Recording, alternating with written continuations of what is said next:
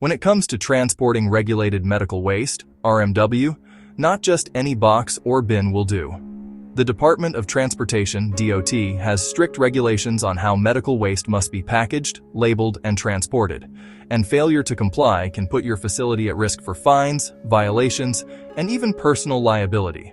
So, what is a DOT-approved container, and how do you know if you're using the right one? Let's break it down. What is a DOT-approved container? A DOT-approved container is a packaging solution that has been independently tested and certified to meet DOT standards for transporting hazardous materials, including regulated medical waste. These standards are outlined in Title 49 of the Code of Federal Regulations, 49 CFR. In short, if your medical waste is being transported off-site for treatment, it must be packaged in a container that's officially certified to handle the type of waste and the level of risk it poses. What is regulated medical waste? According to the DOT, regulated medical waste is classified under UN 3291, Hazard Class 6.2, Infectious Substances, Packaging Group IT2, PGII. This includes any waste contaminated with blood, bodily fluids, or other potentially infectious materials, OPIM, such as used sharps, soaked gauze, or lab specimens. Under the DOT's Hazardous Materials Table, 49 CFR Barral 172.1101, medical waste must be packaged according to specific requirements to minimize public health and safety risks during transport. DOT Packaging Group Requirements for Medical Waste. The DOT uses packaging groups, PG, to rate the level of danger associated with a waste material. Packaging Group Risk Level Container, marking PGI. A Great Danger, X PG2. Medium danger Y, most common for RMW. PG3, minor danger Z. Medical waste, UN 3291, falls under packaging group 2, which means it must be packaged in a Y-rated DOT-approved container. How are DOT containers tested? Before a container can be marked as DOT-approved, it must pass a series of third-party tests, including drop tests to simulate transportation mishandling, leak-proofness tests, vibration resistance, stacking strength, puncture resistance, handle integrity tests, hydrostatic pressure tests. These rigorous tests ensure the container won't leak, burst, or break, even under rough transit conditions. What labels and markings are required? Every DOT-approved container must be clearly marked with UN identification number, e.g. UN 3291, hazard class, e.g. 6.2, packaging group rating, e.g. PGII or Y, DOT compliance markings and symbols, closure instructions, provided by the manufacturer and required by law.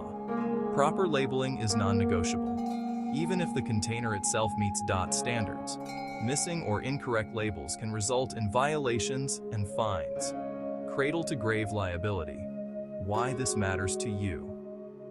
Under federal law, your medical facility is responsible for its waste from generation to destruction, known as the cradle-to-grave rule. That means if your waste is improperly packaged, mislabeled, transported in a non-compliant container, your practice, not just your waste vendor, could face penalties, audits, or lawsuits. Real example.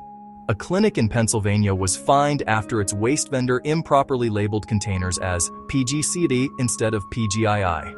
Even though the vendor made the mistake, the facility was held liable. How to stay compliant with DOT packaging rules. Verify your container rating. Make sure it's marked for PGII or higher, Y-rated. Look for UN 3291 labeling for medical waste. Follow closure instructions. Always seal containers exactly as instructed by the manufacturer. Keep closure documentation for your records.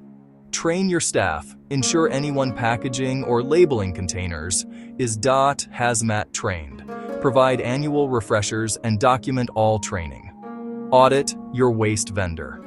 Ask to see their ADEM, DOT, and EPA permits. Request proof that they're using fully compliant packaging and shipping systems. Hazardous materials table.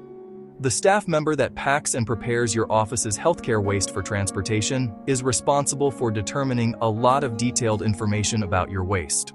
First, he/she must identify the proper shipping name and UN identification number for the waste being collected and packaged for transportation. Based on this information, your packager must reference the hazardous material table to find the details of the transportation packaging requirements. Below are the details outlined in the hazardous materials table, which covers regulated medical waste, UN 3291. The complete hazardous materials table is in section 172-101 of 49 CFR. Link: 49 CFR Sec. 172-101. Here is a breakout of each column in the table, with information to help you determine what goes in each column. Key takeaways. A DOT-approved container is required to legally transport regulated medical waste like used sharps, soaked bandages, and biohazardous items.